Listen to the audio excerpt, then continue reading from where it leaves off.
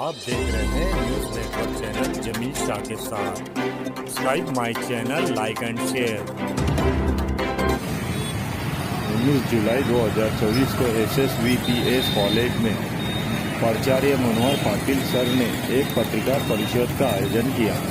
इस पत्रकार परिषद में 21 जुलाई 2024 को होने वाले माजी विद्यार्थी स्नेह मेळावे के बारे में मनोहर पाटिल सर ने पत्रकारों को बताया कि हमारे इस कॉलेज की स्थापना 1908 में हुई थी। आज तक के हमारे इस कॉलेज से बड़े बड़े ओहदे पर माजी विद्यार्थी हैं, जैसे कि माजी खासदार, माजी आमदार, IAS, IPS, doctor, engineer, CA जैसे कई विद्यार्थियों को हमने इस कार्यक्रम में आमंत्रित किया है। इस कार्यक्रम की शुरुआत संविधान की प्रत देकर की जाएगी। गेल्या 3-4 महिन्यापासून धावपळ चालू आहे। 3-4 महिन्यापासून आणि त्याशिवाय ही गोष्ट साध्य होत नाही आणि म्हणून पत्रकार परिषद आज आपण या ठिकाणी आयोजित करीत आहोत।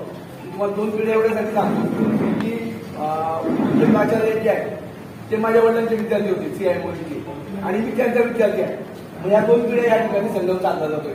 अशाच बऱ्याच ठिकाणी 2 पिढ्या, आता आमच्या मुलंही कॉलेजला, शाळा कॉलेजला आलेले, अशा 2 पिढ्यांचा अंत आपण हे करतो आणि याच्यातून आम्हाला जे विद्यार्थी गरीब आहेत त्या गरीब विद्यार्थ्यांना काहीतरी फीमध्ये काहीतरी सवलत देता येते का, म्हणजे पत्रकार संघाला याच्याकडनं काही देता येतं का माझे विद्यार्थी संघाकडनं, अशी आमची कौतुक आहे आणि अशी आम्हाला तो आमचा सगळ्यात मोठा प्रयत्न राहणार आहे। या आता मेळावा 1 दिवसाचा होईल। त्या मेळाव्याच्या निमित्तानं आम्ही एक स्मरणिका देखील काढतो आहोत आणि ती स्मरणिका जी आहे आपण आज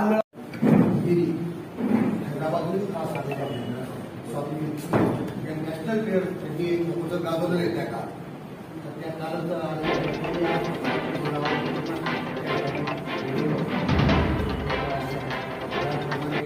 सर्व स्थानिक आयोजक, माजी विद्यार्थी, आमचा सर्व स्टाफ, आमच्या वतीने मी आपल्या सगळ्यांचं स्वागत करतो। गेल्या 3-4 महिन्यापासून एक अथक परिश्रमातून हा आजचा दिवस या कार्यक्रम अतिशय चांगला करा, जास्तीत जास्त लोकांना त्या ठिकाणी आणण्याचा प्रयत्न करा। राजू बाबा कदम माने हे सुद्धा आम्ही त्यावेळेचे क्लासमेट आणि त्या माजी विद्यार्थी, तर त्यांना या कार्यक्रमाचे स्वागत आहे। तर सुरुवात झाल्यानंतर यांनी आमच्या सगळ्यांच्या पाठीवर हात ठेवला आणि सर्वजण जोमाने कामाला। या ठिकाणी अशी कुठली कमिटी आम्ही केलेली नाही, तर जेव्हा आवाहन करत गेलो, माणसं जोडत गेलो, यातले जे सर्व माजी विद्यार्थी हे सर्व स्थानिक माजी आयोजक आहेत।